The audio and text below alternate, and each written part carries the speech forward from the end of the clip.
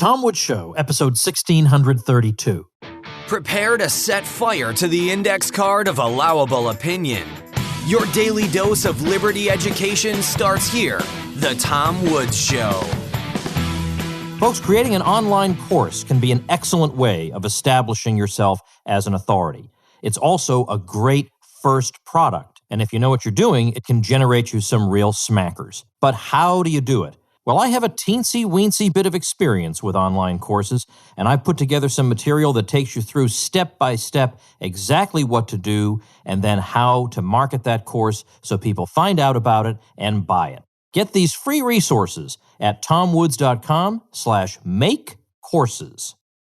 Hey everybody, Tom Woods here. All right, I've been telling you that I'm not going to do every single episode on this virus, and I'm keeping my word. Today, in fact, I'm going to get our minds completely out of 2020 and cast them back to 2010, which is when the interview you're about to hear was recorded. It's an interview I did at the Mises Institute about a book I'd had come out not too long before that I wrote with the late Murray Polner called We Who Dared to Say No to War. It is a compilation of some of the best anti-war writing connected to all the major American wars from 1812 down to the War on Terror. I'm very happy with it. Murray and I had a 50-50 split in deciding on what selection should be included, and it's an extremely diverse, genuinely diverse array of people who are featured in that volume. Very happy with it. Published by Basic Books, got a starred review from Publishers Weekly, which is a nice feather in our cap, and I will link to that book at tomwoods.com/1632 for your enjoyment. So we're going to talk about war today instead of pandemics. It's not one thing, it's another on the Tom Woods Show. Here we go. Hope you enjoy it. Tom, today we're going to be talking about another tactic of resistance, this time against war, and your wonderful book, We Who Dared Say No to War. You said that this is your least known work. I think, well, it's one of them anyway. It's one of these titles that sort of fell through the cracks because I had so many things going on at once. It was between Who Killed the Constitution and Meltdown. Yeah. And so it just sort of fell between the cracks. But still, I'm really pleased with it. It's an anthology. It's the best, most interesting anti-war writings that my co-editor Murray Polner and I could find from all the major American wars from 1812 to the present. Why do you care about this topic? Well, Rothbard said that war and peace is the key issue of the whole libertarian business. I agree with him completely. I've become more radical on this subject all the time, and partly perhaps out of a form of penance, because I used to be a very conventional, middle-of-the-road... In the Cold War. Yeah, and even after. I mean, 1991, I was all for invading Iraq, because my overlords told me that that's what we needed to do, and it seemed like a cool video game, but when you stop and think what's actually going on here, that a politician simply utters the word war, declares a war, you utter that word, and suddenly activities that in normal conditions would be considered crimes become a matter of public policy. Like, how does that happen? By what kind of magic? How can this occur? How can that be right? So I came to decide that. I had to just rethink my whole way of thinking in the early 1990s about this. I felt like that I had been caught up in the idea that, I'm kind of watching a video game and we're getting the bad guys. But even if those were the bad guys, even if I accept that, if I accept the narrative, we're making an awful lot of widows. We're making an awful lot of orphans. And in normal morality, if I need to go after some bad guy, is it considered acceptable for me to just walk down the street arbitrarily shooting because I figure that maybe I'll get him? I mean, of course, no one would think that. But somehow you just utter the word war and people's rational faculties just fall out. I utter the word war, a politician says war, and now arbitrarily the rights of a whole country's worth of people just disappear. They have no rights anymore. If they get killed, it's an unfortunate mistake, but, the policymakers will still have their cocktail party. It happened even after 9/11. I mean, when the Iraq War, the war in Iraq, suddenly, everybody recognized Iraq had nothing to do whatsoever with 9/11, but it was like, well, clearly we got to kill millions of people or hundreds of thousands of people in retribution. Yeah, absolutely. In fact, one of the people whose selection we have in there, one of the 19th century figures, pointed out exactly this, that let's say there's a natural disaster, an earthquake or something. Well, people's sympathy for their fellow man pours forth in the form of donations and help and assistance. But yet, when you think about the people in Iraq, who many of whom, 50 to 100,000 at least died in the most recent war, and some estimates have it as high as 1 million. Well, whatever it is, it's a humanitarian catastrophe. And yet, there's no response from the U.S. population. There's no well, gee, let's get up a collection for the innocent people who died. I mean, surely there are some innocent people in this country, right? The ones we wanted to liberate, right? I mean, so obviously we're supposed to have sympathy for them. They're suffering under this terrible oppression. But yet, if there'd been an earthquake in a neighboring country, people would have concerts and whatever. But there's nothing. Like these people are garbage because our government tells them that. They're just garbage. They're not entitled to any human sympathy whatsoever. What about this doctrine of the American civic religion that it's because of the wars that we're free? Yeah, this cannot be dislodged from people's heads, and it is utterly irrational. I mean, what? Show me a war where the U.S. would have been invaded, and then you have the propaganda things about the world wars. The Kaiser was going to get us one of these days. I mean, come on. I mean, anybody who knows anything about Germany at that time knows the absurdity of that statement. But honestly, all this is part of imperial ambition, has nothing whatsoever to do with protecting the country. It does not matter to the U.S. what the form of government, in most of these countries is, or any of them. It matters not one whit. And to the contrary, what it actually does when you wage all these wars is it allowed the communists to claim that the U.S. is just another imperial power looking to take over these third world countries. Why give them the satisfaction? Why not say, no, you know what? Unlike the communists, we're not going to intervene in your country. So here's the choice you have, not between two world powers scurrying for control of your country, but between one power that's trying to do that and another one that's holding aloft the beacon of freedom. I mean, why wouldn't that have been better? Wants to trade save with us you. exactly, save us the trillions of bucks. Yeah. What kind of writings are in here? You say it's writings of the left, writings of the right. Yeah. It's left, right, center. Everybody's in there. Our criterion was you have to be two criteria. You have to be not a fascist and not a commie. Yeah. As long as you're not either of those, you can be in the book. And so we've got people. Well, for example, we've got Murray Rothbard in this book. Now he's not the sort of guy you'd normally see in an anti-war anthology, but his essay "War, Peace, and the State" is one of the life-changing, mind-changing essays that Rothbard wrote that makes you think about what war actually is. Forget about the songs and the parades and the flags and whatever. Think about what's actually going on in this thing. And once you do that, you can never think of it the same way again. And every time you hear things like Saddam Hussein is a big threat to our liberty, you want to laugh, but you're so full of rage, the laughter just doesn't come out. I mean, a guy who's spending like 1/4% on the military, and we were told that he's got these unmanned drones. Turns out his unmanned drone project consisted of a single prototype of plywood and string, and yet people think, yeah, my gosh, if we don't go after this guy. They always believe it. They always believe it. And then later the propaganda turns out to not be true. Yeah, exactly. And meanwhile, huge amounts of people died over this, and this is supposed to be conservative. And this is a tendency you trace all the way back to the 19th century again again. In fact, one of the things I found most interesting is the War of 1812.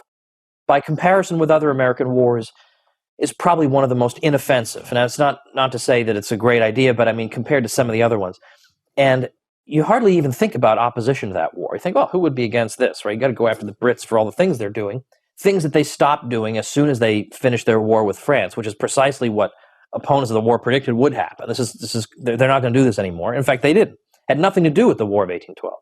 But I've got in there a congressman who gives, we think, congressmen, they stink. But they used to give much better speeches than they do now. This speech against the War of 1812 is just killer because he's quoting all the arguments that people are making for the war. And it's, if you're patriotic, you got to support it. Same thing. But also particularly when we invade Canada, and I hate to say we, it's not we, it's them. Right. When the U.S. government invades Canada, well, these poor, suffering people in Canada, they're going to rise up and they're going to welcome their liberators. Really?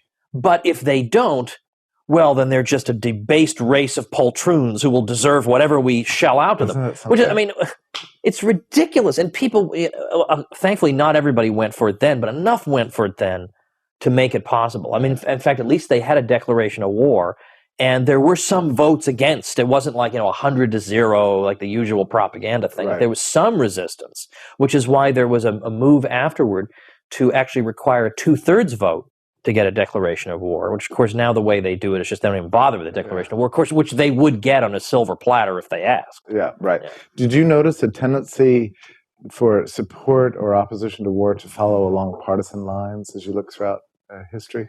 Yeah, I mean, that does seem to happen. Like the Whigs were, as time went on, they became the opponents of the Mexican War. Although at the time of the Mexican War, when it began, the Whigs understood they better get on board for the war because they remembered what happened to the Federalist Party, which had been by and large anti-war during the War of 1812, and they were ruined by that. They were destroyed by that. The Whigs didn't want to be destroyed. By the end, they got a little bit of guts. They didn't want to be. Everybody's in favor of a war at the beginning. By the end, they got some guts, and they actually managed to censure President Polk, arguing that he had unconstitutionally begun this war, that he had suggested that the conditions of the war were actually different from reality, that in fact the place where American troops had been fired upon was precisely in the disputed area with Mexico. It wasn't in clearly undisputed American territory. Well, that changes things. This makes it not so unambiguous, but it is true that because for that reason, no party out of power wants to be viewed as the unpatriotic party. That is very unfortunate. Yeah. Well, I've just noticed it in our own times that when we have a Democratic president, the right wing becomes more skeptical of war, and then it reverses again. Yeah, exactly. It's true. What I want this book to show is just that the propaganda surrounding war has been there in every one of these wars, and it's the same propaganda. And at this point, how many times can your intelligence be insulted? And that these things are atrocities. Yes, the minimum wage is bad. Tariffs are bad. But this is an unbelievable atrocity that goes on behalf of intentions that are usually very murky and not made clear to the people. The people are given propagandistic reasons for the war. But the fact is, this makes us callous. This public policy makes us callous toward our fellow man, makes us not even think of them as being fellow human beings. It makes us think that, like when you argue with some of the proponents of these wars, that look, 1 million people died, 1 million people were burned to death, with a chemical agent. Like, what do you say to that? And they say, hey, it's war. That's war. And that's they think that's an argument. That's war. So it gets back to, they utter a word, and they think that by uttering this word, we can suspend all moral considerations, that you're a left-wing pansy if you even have moral concerns, moral qualms. Like, this has just got to stop. Like, people have just got to stop thinking like this. Yes, there are bad people in the world, but that does not justify indiscriminately, and yes, it is indiscriminate. Don't tell me about your Patriot missiles and your smart bombs, because we now know the Patriot missile was a big flop, contrary to what we were told at the time.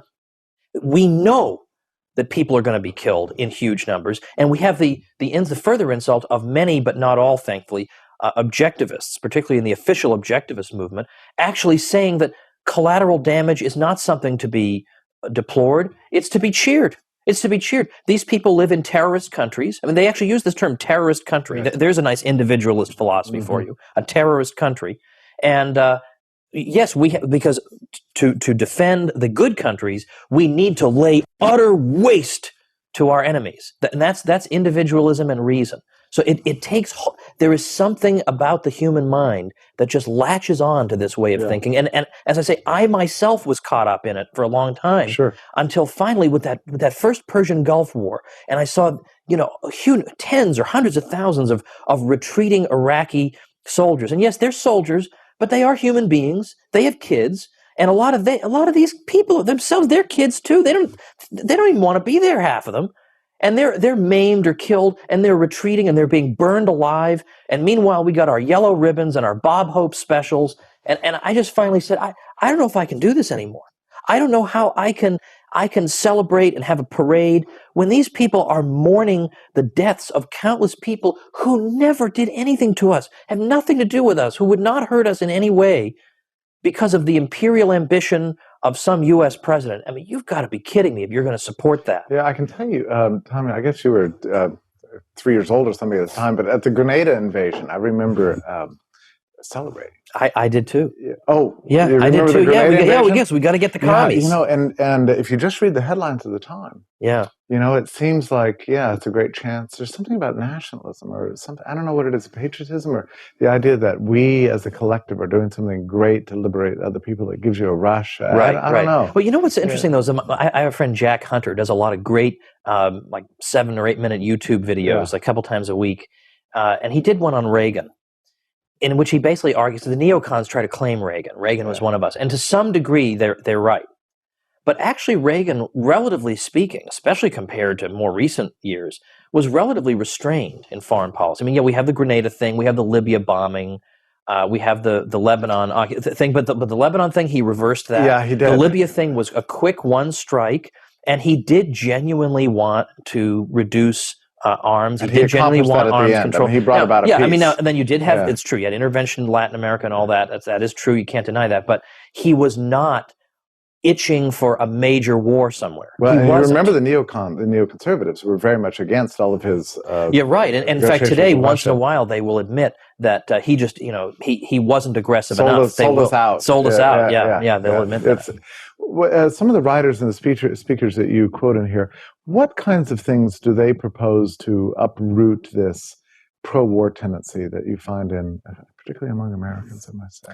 Yeah, here is where we have some trouble, because you are dealing with a phenomenon like the state, right? That's existed for thousands and thousands of years, and you begin to despair. You begin to think maybe this is just part of human nature, but you console yourself by remembering that slavery also existed from the beginning. The earliest civilizations, they had slavery, and that has been eradicated. I mean, of course, it still exists in some limited places in the world, but that's been eradicated only relatively recently. I mean, really, the 19th century, you still had slavery. And that sort of gives you hope that maybe the mere longevity of something doesn't mean permanence. Like we've gotten by pretty well without slavery, right? The world didn't come to an end. We got by well without it. But here, I don't actually know what the strategy is, because I feel like we've tried everything. Well, I must tell you, after the Cold War ended, one of the reasons I was very excited, I thought, well, there'll be another good excuse for war.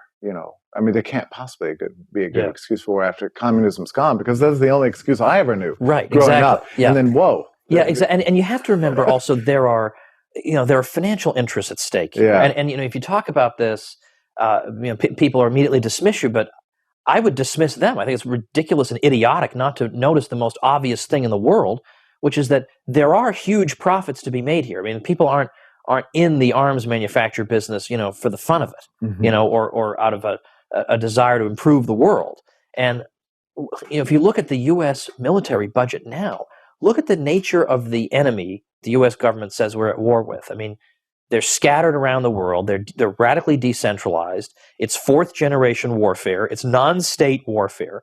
And yet the U.S. government is still, they still have, nuclear submarines. They're still preparing for World War II, basically. They're still preparing for World War II. The military budget is now is increasing dramatically, and it's at huge numbers now against an enemy that, they say, these people are going to nuke us or whatever. But whatever they're going to do, they certainly are not the Soviet Union. They don't have 1 million divisions. And yet the U.S. government equips for this. And there's nothing you can do to stop that.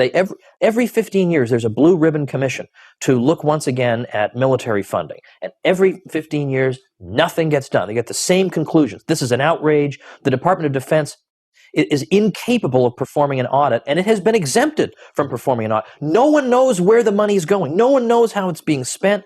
It is an unbelievable outrage. It just keeps on going. And so it just goes to show that no matter what the nature of the enemy is, they will find a pretext to spend money.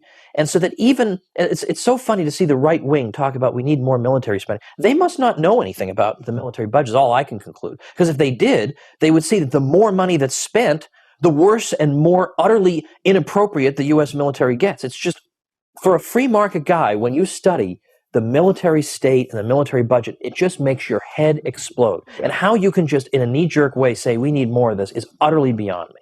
In your studies of anti-war movements of the past, did you gain any insight into how wars tend to end? I ask this because sometimes it seems that there will be no end to the war in Afghanistan, no end to the war in Iraq?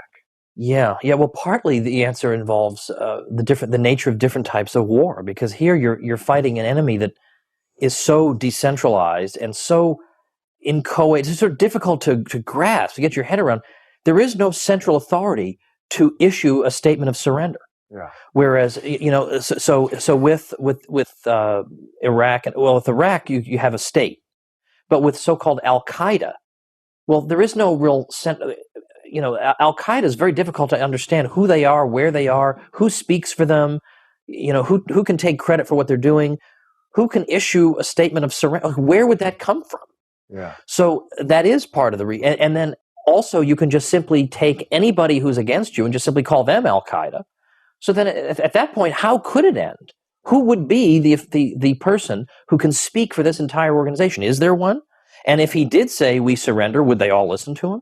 Right. So I don't know. I think for that reason, you're not fighting a state where you could just take over the state apparatus. And probably there were plenty of people who didn't want the Cold War to end. The problem was that the enemy, in this case, just vanished. And it became just radically impossible. Yeah, exactly. Kind of hilarious. Exactly. Everybody's dislodged. Now, before I forget, let me point out also that the selections in here are not just beautiful rhetoric, although they are. Yeah. I didn't write this to uplift people, that, isn't it wonderful that we had all these wonderful people who fought against these wars, and it was heroic, even if they were failures, they wrote beautiful speeches. That's not primarily what it is. There are great speeches and book excerpts and articles and all that stuff, poems in there, but one of the things we want to do with a lot of these speeches is have a lot of genuine historical meat in them, so that these selections from these people would actually explain the truth about the wars. Yeah. So if you want to know what was really going on in war X, Y, or Z, these people say, this is why I'm against it. Not just because I'm against all war in general. Most of these people weren't against all war in general. It was this war because these reasons are unjust, or they're lying to us, and this is the truth. And is there it's all in there. A record of war propaganda in here too? Oh, absolutely. The war propaganda, certainly the War of 1812, the Canada thing, the Mexican War, huge war. I didn't realize the extent of the propaganda surrounding the Mexican War. Wait till you read the stuff in here about that, about all the demands that the U.S. was making of Mexico, Mexico basically doing everything it could to satisfy them. The demands got greater and greater. The Spanish-American War is, of course, obvious, but we've got some great stuff in there, and so on all the way down. We've got a section on the Cold War that my co-editor is on the left, Murray Polner. He took a look at it after we were just about done. And he said, wait a minute. There's nobody on the left in this Cold War thing. I had all old right people. Oh, funny. Yeah, I had Garrett and all these people saying, what is this? It's crazy, going to bust the budget. What is this crazy thing? We have to fight wars. Yeah, we have to fight wars all over the world. What kind of crazy utopian nonsense is this? And then later that would become the conservative mainstream. Yeah. He said, I think we have to put like one there were progressives against the Cold War. All right, we'll put Henry Wallace in there. That's fine. Funny. Yeah, that's great. Yeah. So you enliven some of our own prehistory. Yeah. That's the goal. If you were going to do another project on war after this, what kind of thing would it be, you think? Well, I've written myself since then. I wrote a thing for the old Journal of Libertarian Studies on the economic consequences of war. This really brings you face to face with the human effects and what this does to the vanquished and to the victor, what it does to your soul to be involved in this. But we don't realize the distortions of the military state, even when you're not at war, when you're just preparing for war. I've looked at the consequences, and I'm going to publish this in a forthcoming book I have in 2011.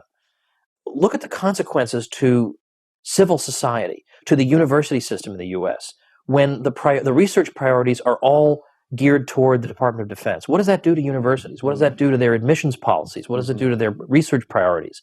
What does it do to civil research for commercial purposes? What does it do to that when 2/3 of all your research and development talent is siphoned off into military research?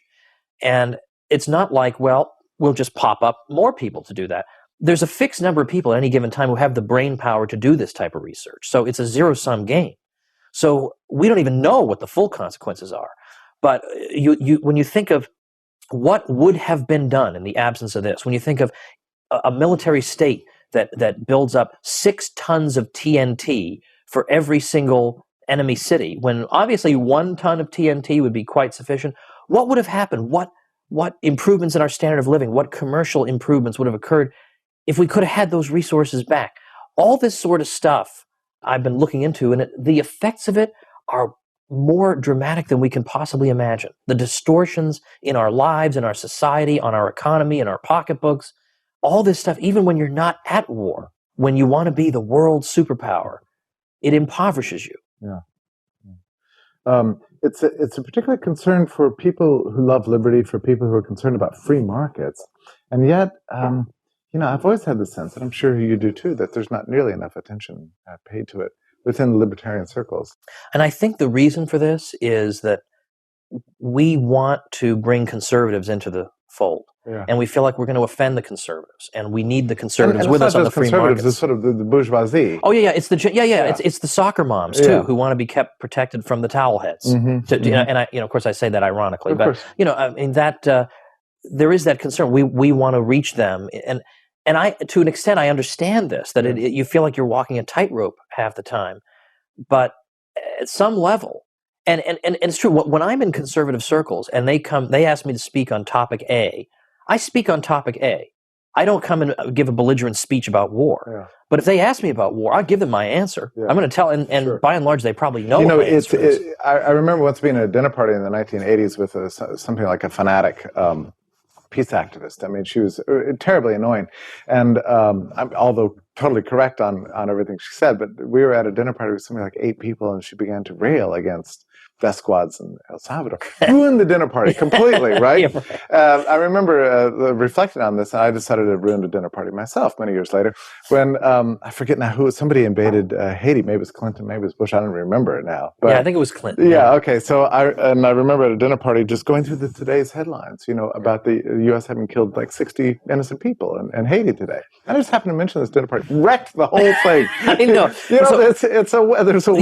There's a time and a place, and it's not to say that you're a coward. Yeah. It's that I have to think about, what if I myself in 1991, when I was all for war, if somebody had just come up to me and given me the full-on belligerent speech, I would have just said, "You stupid leftist, get out of here. Why don't you, move to Spain, with your leftist friends or something." I would have just kicked them. Sounds great. Yeah, whatever. Yeah, exactly. Yeah, I know exactly. Let's go to Salamanca. Yeah. But so what I try to reach people where they are. I try to say, well, let me give you reasons why you yourself, given your own stated principles, should be against what you favor on foreign policy.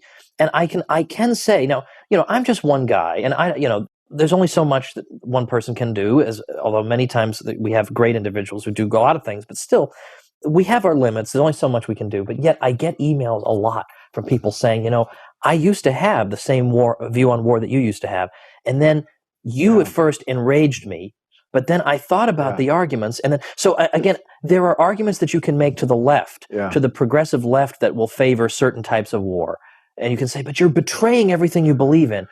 But there are arguments you can make to the right, saying that you're betraying things too that you believe in, and you can win them over. There is a consciousness raising that takes place. Yeah, probably more so in this case than even in economics. Yeah, exactly. You suddenly begin to realize, morality is a universal thing. It should be applied in all cases. Yeah, exactly right. Exactly right. I was on a panel at Freedom Fest, you remember, and the subject of foreign policy came up, and we had some neocons on the panel. We had middle-of-the-roaders, and we had Gary Johnson, who was good on war.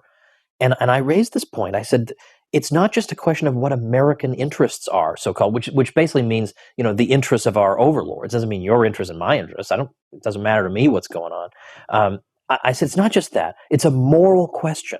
And you can't, on really the flimsiest of pretexts, carry out what is clearly an atrocity by any definition, and then afterwards say, "Oh, sorry, okay, yeah, those rationales weren't right, but that was a bad guy anyway, so it's probably all right." Like you just can't do that. Yeah. At some point, you just can't do that. Does it annoy you as much as it does me when people come around on war so late? Like they'll cheer war. And then when everybody's jumping ship, they say, or then they try to pretend they weren't really on board. National Review does this, right? I mean, all the time. Suddenly the guy who was cheering war and denouncing everybody who was against it, as being pacifists or whatever, enemies of treason. Yeah. And then 2 years later they say, well, actually this war hasn't worked out, well at all. Yeah, I know I should be very irritating. I should be celebrating that they come out, but somehow better they late always than never. But see, those are the ones who are the most likely in the next war to be immediately taken in by exactly the same dumb guy propaganda arguments that in the last war. And that's another thing. I mean, if Americans have such a dumb guy media, dumb. I mean, the way they report things, dumb. Bad guy, good guy, whatever. It's always the same. And it's not to say that, again, obviously there are a lot of bad people. I don't deny that the people who brought down the Twin Towers were bad people. I mean, nobody is denying that.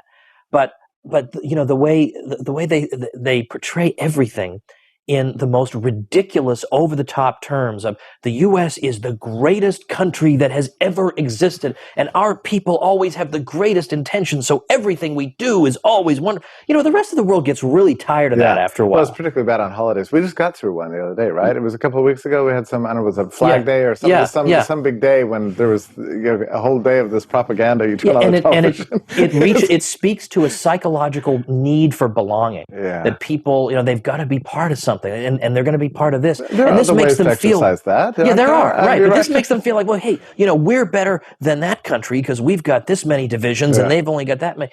I mean, come on now, people. Like, go join like a local softball team and say your team's better than that team. Like please do this in some other way. There are churches, there are families, there are Rotary clubs. Lots of ways of doing this. Lots of ways of working this out. Yeah. Thank you so much, Tom, for writing this book and for talking to me today. Glad to do it, Jeff. All right, folks, as we wrap up, let me point out for people who, for some reason, are not on the legendary Tom Woods email list that those people have been getting some really good virus updates and commentary and statistics. I can't stop myself. It just keeps flowing. So you want to hop on there. I recommend the most recent, I guess maybe it's my second to most recent ebook, is AOC is Wrong. You can get that at aociswrong.com. That puts you on my list also. But also getting you on my list and getting you a free ebook is the one I did, The Pentagon versus the Economy, which is information that most people don't know. I certainly didn't know before I started working on it, and that will help as an entry point talking to your progressive friends who are supposed to not like war, although sometimes they need to be reminded of this, but it's important stuff, and I think it'll help you. So you can check that out and also wind up on my email list over at militaryeconomy.com. See you tomorrow. Become a smarter libertarian in just 30 minutes a day. Visit TomWoods.com to subscribe to the show for free, and we'll see you next time.